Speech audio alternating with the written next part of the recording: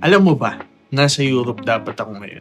Nag-apply ako sa agency 2 years ago as a factory worker sa Czech Republic. Unang subok, di ako nakapasa. Dahil sa height. Ang requirement kasi nila noon, dapat 5'6" ang height mo. Kaso 5'5" lang ako. Ganun sila kahigpit dun. Ang kaso, makukulit yung dalawang kasama ko. Pinilit nila akong sumubok ulit. And this time, nagsuot ako ng 5 medyas na makakapal para tumaas yung height ko. After ko sukatin, sinukat yung height ko. Nakapasa ako. Pati sa interview, as in okay na lahat. Placement fee na lang yung kulang.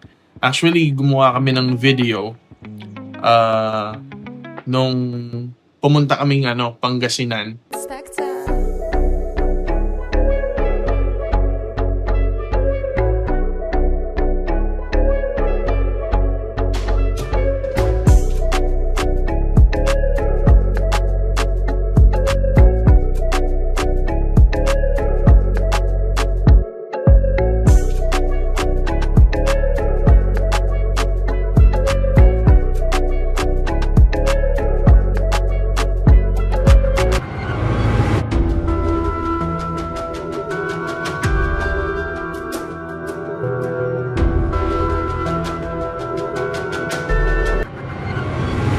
Para i-ask kung ano yung gagawin, kung ano yung mga requirements. Kasi nandun yung agent ng agency. Dun siya nakatira sa Mangaldan. Nag-beach kami nun. So yun nga, placement fee na lang yung kulang, 90K yung kailangan dun. Sinubukan kong umiram kung kani-kanino talaga, kaso wala talaga. So ang ending, hindi na ako natuloy. Yung 2 kaibigan ko na lang.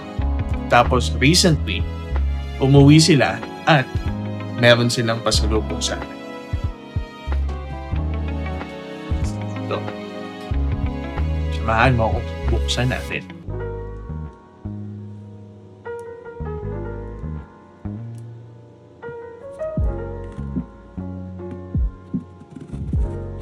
Let's go! Nakaka-excite naman ko.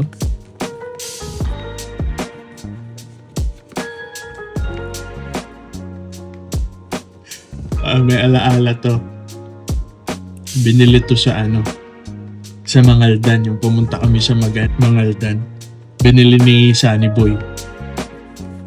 Thank you Sunny. And syempre, dun sa isa pa naming tropa, kaibigan namin si Wendy. Yep. Drop. Nice. Ganda. Wow. Yes, let's go. Ganda naman ito. Man, thank you.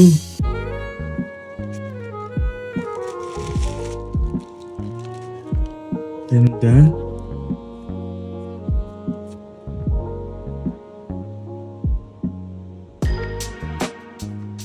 Solid.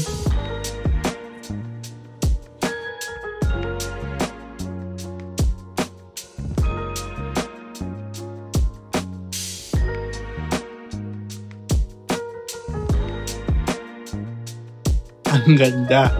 Shout out sa 2 kong kaibigan, si Sunny at si Wendy. Hindi naman ako nag-expect ng kahit pero maraming salamat at hindi nyo ako nakalimutan. I really appreciate it. At alam ko magkikita-kita pa rin tayo sa finals. Again, thank you at mag-iingat kayo dyan. Peace! Sunny. Yan, dito na kami sa pag-i-interviewhan. Dito na po. Get one and pass.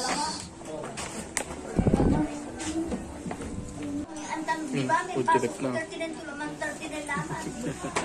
Ang liit. Ang ayan.